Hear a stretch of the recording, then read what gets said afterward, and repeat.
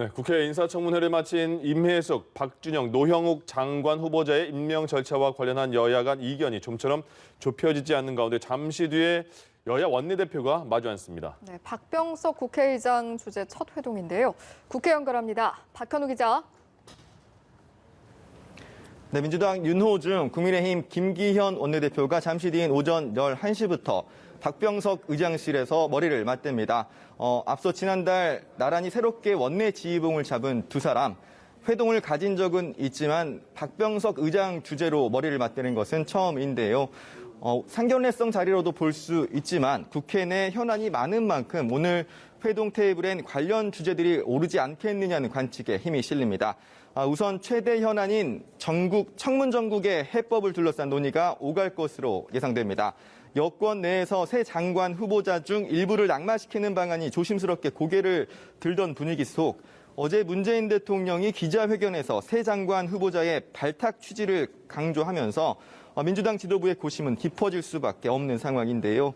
반면 일찌감치 새 장관 후보자에 대해 부적격 판정을 내린 국민의힘은 어제 대통령 기자회견 이후 김부겸 총리 후보자의 청문 보고서 채택을 거부하는 등 장관 후보자와 김 총리 후보자 인준 문제를 연계해 공세 수위를 끌어올리는 모습입니다.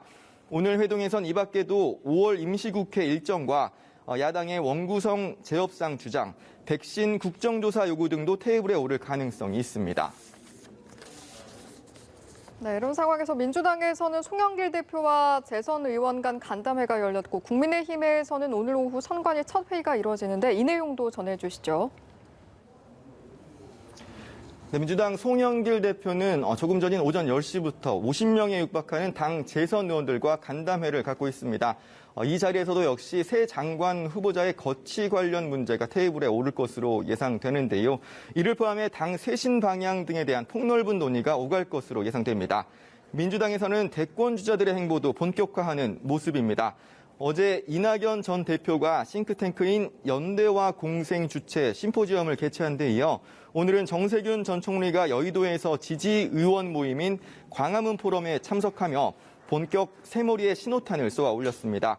지도부 구성이 마무리되지 않은 국민의힘에선 당권 레이스가 점차 달아오르고 있습니다.